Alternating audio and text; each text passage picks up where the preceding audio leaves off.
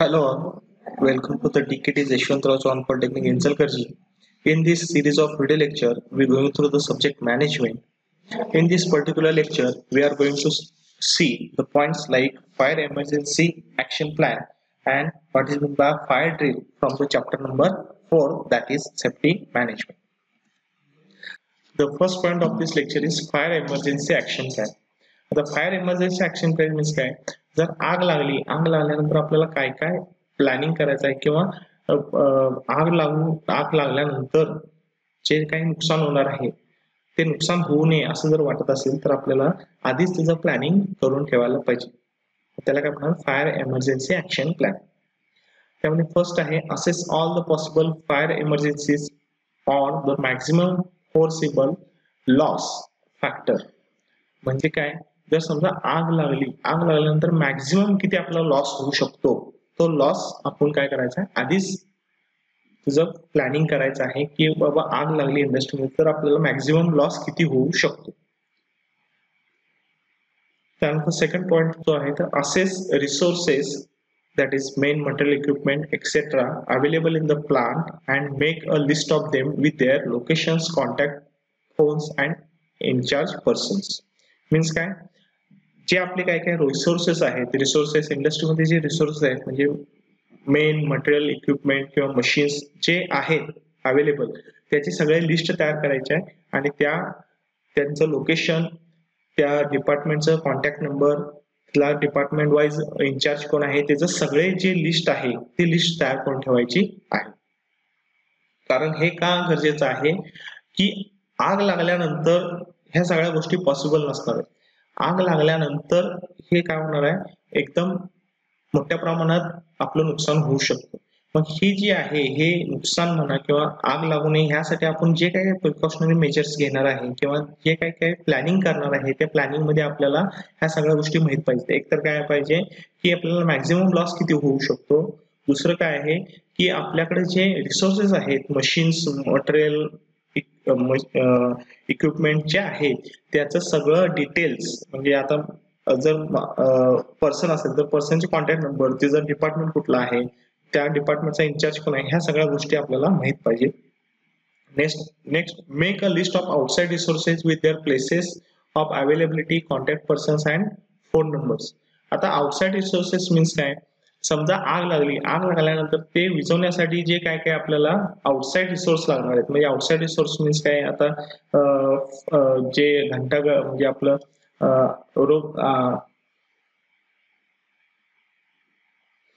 Third point is make a list of outside resources with their places of availability, contact persons and phone numbers. आता जे outside resources आहेत, outside resources म्हणजे काय, समजा कंपनीमध्ये आग लागली तर आग लागल्यानंतर जे आपण अग्निशामक दलाला बोलवणार आहे किंवा पोलिसांना बोलवणार आहे, म्हणजे हे काय झाले आउटसाइड रिसोर्सेस.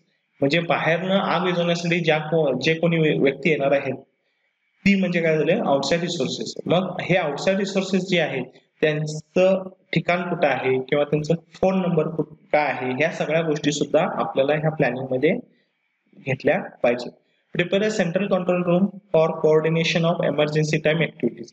आता एक आपल्याला इंडस्ट्रीमध्ये एक रूम तयार करायची आहे की ती रूम काय असणार आहे, कंट्रोल रूम असणार आहे. मग कंट्रोल रूम म्हणजे काय, समजा इमर्जन्सी मध्ये समजा आग लागल्यानंतर त्या कंट्रोल रूम मधून आपल्याला सगळं देखरेख करायची किंवा त्या कंट्रोल रूम मध्ये राहून आपल्याला काय करायचं आहे, सगळ्यांना सुरक्षित बाहेर काढायचं आहे किंवा त्या आगीवरती नियंत्रण ठेवायचं आहे. त्याला काय म्हणतात, ते कंट्रोल रूम फॉर इमर्जन्सी.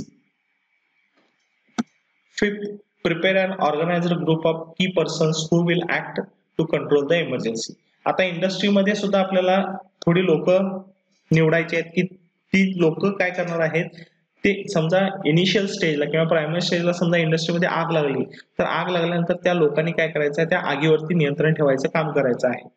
ठीक आहे, म्हणून काय म्हटलंय, prepare and organized group of key persons who will act to control the emergency. म्हणजे इमर्जन्सी काळात त्या लोकांनी काय करायचं आहे, कंट्रोल ठेवायचा आहे. All communication system shall be maintain in workable order.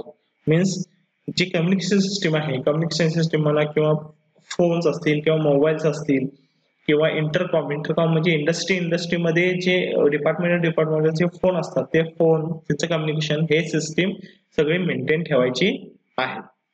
Double gates. आता डबल गेट्स मीन्स काय की समजा इंडस्ट्रीमध्ये आग लागली तर आपल्याला जे एक्झिट डोर आहे म्हणजे एक काय असणार आहे, वन फॉर एंट्री म्हणजे त्यातनं वर्कर किंवा इंडस्ट्री पर्सन आत येणार आहेत आणि एक काय असणार आहे एक्झिट गेट असणार. एक्झिट गेट कशासाठी की समजा इंडस्ट्रीमध्ये आग लागल्यानंतर लगेच आपल्याला बाहेर पडण्यासाठी ती काय असणार आहे, तो एक गेट असणार exit gate.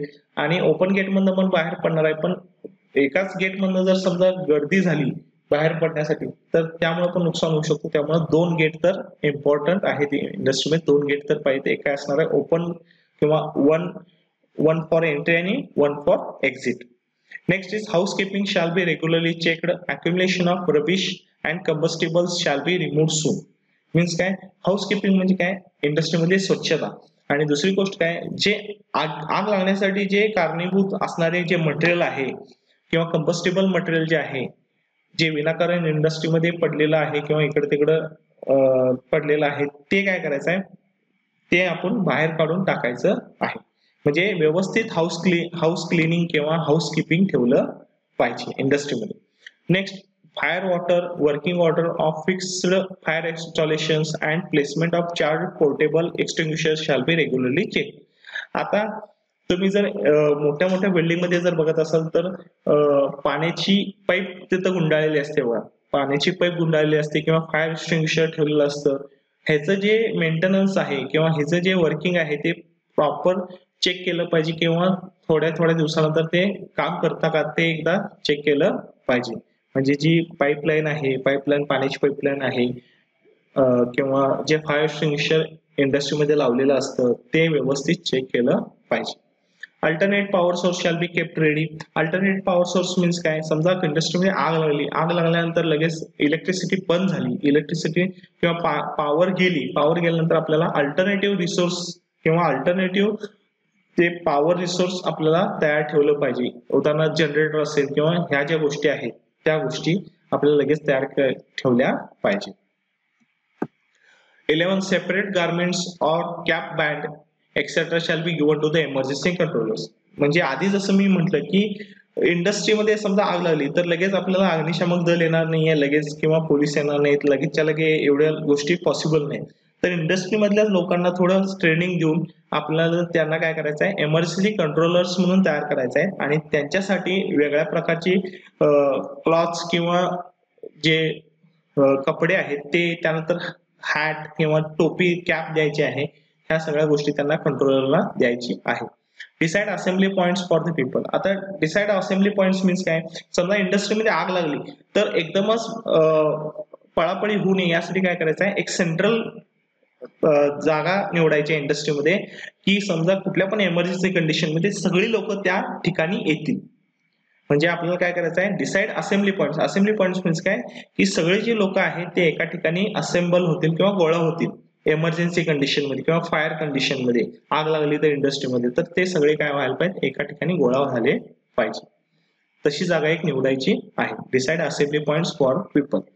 Keep arrangement for medical security and transport in readiness to handle the emergency.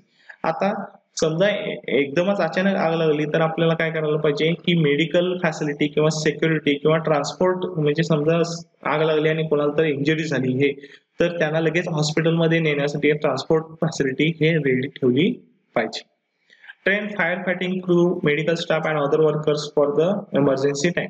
आता इमर्जन्सी टाइम मध्ये जे काही गोष्टी करायच्या आहेत त्याचं ट्रेनिंग आधीच जे फायर फायटिंग क्रू म्हणजे फायर फायटिंग जे लोक असणार आहेत त्यांना, त्यानंतर मेडिकल स्टाफला किंवा अदर वर्करना त्याचं ट्रेनिंग दिलं पाहिजे. It should be assured before restarting the normal work for normal condition. आता 15 काय म्हटले, समजा आग लागल्यानंतर ती आग आटोक्यात आली तर परत जर इंडस्ट्री चालू करायची असेल तर आपल्याला काय केलं पाहिजे, तिथली जी कंडिशन आहे ती कंडिशन नॉर्मल आहे का हे आधी चेक केलं पाहिजे. आग लागून आटोक्यात आली, सगळं समजा आग संपली, सगळं झालं, मग त्यानंतर ज्यावेळी इंडस्ट्री आपण ओपन करणार आहे त्यावेळी तिथली जी एन्व्हायरमेंटल कंडिशन आहे किंवा ती जी कंडिशन इंडस्ट्रीमधली कंडिशन आहे ती नॉर्मल कंडिशन आहे का किंवा तिथं माणसं व्यवस्थित काम करू शकतात का हे आधी चेक केलं पाहिजे. हे सगळे जे पॉइंट्स आहेत हे सगळे पॉइंट्स कशामध्ये येणार आहेत? Fire emergency action plan. Means हे प्लॅनिंग सगळं आपण आधी करायचं आहे, नाहीतर आग लागल्यानंतर आपण कुठल्याच गोष्टीचं प्लॅनिंग करू शकत नाही. म्हणजे हे आग लागायच्या आधी सगळं प्लॅनिंग केलं पाहिजे, लोकांना समजून सांगितलं पाहिजे. Next is fire drill. Fire drill is a method of practicing how a building would be evacuated in the event of fire. Usually, the building existing fire alarm system is activated and the building is evacuated when the emergency activated. Means काय? Fire drill means काय? It's a practice. आता practice means काय? की आग लागल्यानंतर, समजा आग लागल्यानंतर आपल्याला नेमकं काय करायचं आहे त्याची प्रॅक्टिस आधीच आपण लोकांना करून घ्यायची. म्हणजे काय की लोकांना असं भासून द्यायचं की बाबा इंडस्ट्रीमध्ये आग लागल्यानंतर तुम्हाला ऍक्च्युअल काय करायचं आहे, तुम्ही कुठं जायचं आहे किंवा कुठले एक्झिट पॉइंट आहे, तुम्हाला काय करायचं आहे आग लागली तर. ह्या सगळ्या ज्या गोष्टी आहेत ह्या गोष्टी आधी सुरुवातीलाच इंडस्ट्रीमधल्या वर्करकडून किंवा माणसांच्याकडून, जे कंपनीतली जी लोक आहेत, इंडस्ट्रीमध्ये लोक आहेत, त्यांच्याकडून आपण प्रॅक्टिस करून घ्यायचं आहे. त्याला काय म्हणणार? Fire drill. Fire drill is a method of practicing how building would be evacuated in the event of fire. म्हणजे फायर जर लागली तर आपल्याला बिल्डिंग कशी रिकामी करायची किंवा बिल्डिंग मधनं माणसं कशी बाहेर पडणार आहेत त्याचं प्रॅक्टिस तुम्ही आग लागायच्या आधी केलं पाहिजे. म्हणजे हे काय आहे? Precautionary major. प्रिकॉशनरी म्हणजे काय? प्रिकॉशन मीन्स काय? फायर लागल्यानंतर जे काय आपल्याला करायचं आहे ते आधीच आपण प्रॅक्टिस करून लोकांच्याकडनं घ्यायचं आहे. Usually the building existing fire alarm system is activated and the building is evacuated when the emergency activated. म्हणजे काय की आग लागली इंडस्ट्रीमध्ये तर आग लागल्यानंतर फायर अलार्म वाजणार आहे इंडस्ट्रीमध्ये, आणि फायर अलार्म वाजल्यानंतर त्या लोकांनी काय करायचं आहे? फायर अलार्म तर त्यांना लोकांना ऐकू आलं तर त्यांनी लगेच काय करायचंय? तिथून बाहेर पडायचा प्रयत्न करायचा आहे त्या इंडस्ट्रीमधून किंवा त्या बिल्डिंग मधून. Steps in fire drill. आता फायर ड्रिल मध्ये स्टेप्स काय? मी जसं सांगितलं फायर ड्रिल म्हणजे काय की आग लागायच्या आधीच किंवा आग लागायच्या आधीच जे आपल्याला काम करायचे किंवा आग लागल्यानंतर आपल्याला नेमकं काय करायचं आहे लोकांना, तेच आधीच त्यांच्याकडनं प्रॅक्टिस करून घेणार आहे. त्याला काय म्हणणार? Fire drill. मग त्याचे स्टेप्स काय आहेत? Established and in house safety committee. मग आता फायर ड्रिल घेण्यासाठी काय करायचे? लोकांना सिलेक्ट करायचं की ह्या लोकांनी फायर ड्रिल घ्यायचं आहे. आता तुम्ही बघत असाल की न्यूज मध्ये येतं की एका ह्याच्यामध्ये मॉलमध्ये फायर ड्रिल घेतलं. म्हणजे मॉलमध्ये फायर ड्रिल घेतलं म्हणजे काय की मॉलमध्ये ऍक्च्युअल जर समजा आग लागली तर त्या लोकांनी काय काय करायचं आहे त्याचा प्रॅक्टिस काय करून घेतात, त्याच्या आधी त्यांच्याकडून करून घेतात. त्याला म्हणणार फायर ड्रिल. मग ते फायर ड्रिल करून घेण्यासाठी तुम्ही काय करायचं? इंडस्ट्रीमध्ये थोडी लोक अपॉइंट करायचे आहेत. Communicate with the fire marshal. Fire marshal means काय? जे हायर अथॉरिटी असतं अग्निशामक दलामध्ये, अग्निशामक दलामध्ये जो हायर पर्सन असतो त्याला काय म्हणणार? Fire marshal. त्यांना पण सांगायचं आहे की आम्ही फायर ड्रिल ह्या इंडस्ट्रीमध्ये घेणार आहे. Communicate evacuation path to the people. मग कम्युनिकेट इव्हॅक्युएशन पाथ म्हणजे काय? समजा तुम्ही काय केलंय, एक खोटं नाटक तयार केलं की बाबा आता आग लागली आणि इंडस्ट्रीमधनं तुम्हाला बाहेर पडायचं किंवा बिल्डिंग मधनं बाहेर पडायचं आहे. या प्रकारचं जर नाटक करायचं असेल तर तुम्ही लोकांना पण सांगायचं आहे की कुठनं बाहेर पडायचं आहे, काय करायचं आहे, त्यांना इन्स्ट्रक्शन द्यायचे आहे. ठीक आहे. Suggest alternate routes in case of emergency. Suggest alternate routes in case of emergency means काय? जे काय काय रूट्स आहेत बाहेर पडण्यासाठी ते सगळं त्या लोकांना समजावून सांगायचं आहे. Conduct fire drill regular. म्हणजे हे जे फायर ड्रिल आहे हे एकदाच केलं म्हणजे असं नाही, ते रेग्युलर इंटरव्हलला किंवा थोड्या थोड्या दिवसानंतर ते केलं इंडस्ट्रीमध्ये केलं पाहिजे. म्हणजे फायर ड्रिल म्हणजे काय? एक प्रकारचं नाटक असणार आहे की इंडस्ट्रीमध्ये आग लागल्यानंतर त्या लोकांना काय करायचं आहे. ठीक आहे. Next, during the fire drill. आता फायर ड्रिल मध्ये काय करायचं आहे की supervisor staff has to monitor the fire drill process and note any of the following. Means काय? समजा फायर ड्रिल घ्यायच्या इंडस्ट्रीमध्ये फायर ड्रिल घेत असताना तो जो स्टाफ जो फायर ड्रिल घेणार आहे त्यांना काय काय नोट करायचं आहे. ठीक आहे. Whether the individuals are closing the doors after exit. म्हणजे काय की समजा एक व्यक्ती बाहेर पडले, इंडस्ट्रीमध्ये आग लागलेल्याच्या कंडिशन मध्ये एक व्यक्ती बाहेर पडली तर तो जी डोर आहे तो डोर क्लोज करतो का, त्यानंतर are individuals remain calm and proceed towards the nearest exit means काय प्रत्येक व्यक्ती ह्या इमर्जन्सी कंडिशन मध्ये शांत आहे का किंवा तो लगेच एक्झिट जिथं आहे तिथं पोहोचतो का. त्यानंतर all people is assembled at the designated point or not म्हणजे काय की आधी जसं सांगितलं की सगळे जे लोक आहेत त्यांनी काय करायचं आहे आग लागल्याच्या कंडिशन मध्ये एकाच ठिकाणी असेंबल व्हायचं आणि तिथनं तुम्ही बाहेर पडायचं आहे. मग ते तसं होतं का असेंब्ली होते काय all people assemble at designated point or not म्हणजे त्या ठिकाणी सगळे लोक येतात का. Are fires wardens ensuring the safe evacuation of all individuals म्हणजे सगळे लोक वेळेत बाहेर पडतात का सेफ कंडिशन मध्ये. म्हणजे ह्या गोष्टी सगळ्या त्यांनी चेक करायचं आहे जो फायर ड्रिल घेणार आहे त्यांनी.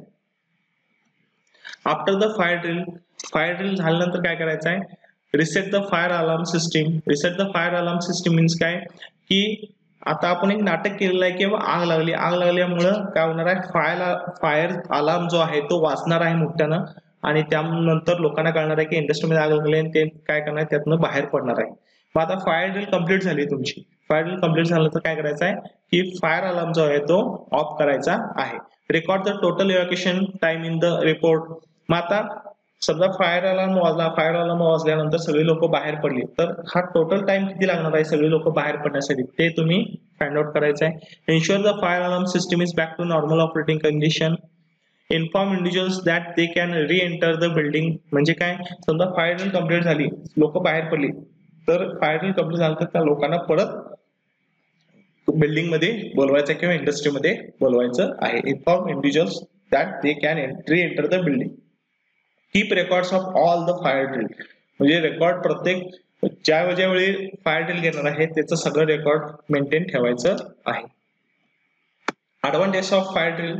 फायर ड्रिलचे ऍडव्हान्टेज काय आहेत peoples exit the building in time and assemble at designated area म्हणजे काय इमर्जन्सी काळामध्ये किंवा आग लागल्याच्या कंडिशन मध्ये जर तुम्ही फायर ड्रिल व्यवस्थित घेतला असेल आधी तर आग लागल्याच्या कंडिशन मध्ये लोक व्यवस्थित बिल्डिंग मधून बाहेर पडणार आहेत टायमिंग मध्ये बाहेर पडणार आहेत. त्यानंतर evacuation routes are known to the people जिथनं बाहेर पडायचं आहे तो जो रस्ता आहे तो रस्ता लोकांना माहित होणार आहे. Evacuation procedure will be familiar to all. Fire drills are also helpful for testing escape routes to evaluate their effectiveness म्हणजे जो रस्ता आहे तो रस्ता व्यवस्थित आहे का किंवा ती जी रूट आहे बाहेर पडण्यासाठी त्याचे टेस्टिंग होणार आहे. Fire drills ensure that the alarm system and fire safety equipments are in working condition म्हणजे काय फायर ड्रिल घेतल्यामुळे तुम्हाला कळणार आहे की जे अलार्म आहे फायर अलार्म आहे ते व्यवस्थित काम करतं का फायर सेफ्टी इक्विपमेंट्स जे आहे ते व्यवस्थित काम करतं का. आफ्टर मॉक ड्रिल किंवा fire drill improvement can be suggested for effective evacuation of process. Means काय तुम्ही फायर ड्रिल घेतला तर तुम्हाला काय तर कमी काय कमी आहे ते लक्षात आलं किंवा ह्या गोष्टी नाही आहेत हे तुमच्या लक्षात आलं तर तुम्ही त्यामध्ये इम्प्रुव्हमेंट करू शकताय. म्हणजे these are the advantages of fire. Frequency of fire drill म्हणजे फ्रिक्वेन्सी ऑफ फायर ड्रिल म्हणजे काय की किती वेळेनंतर तुम्हाला फायर ड्रिल घ्यायचं आहे.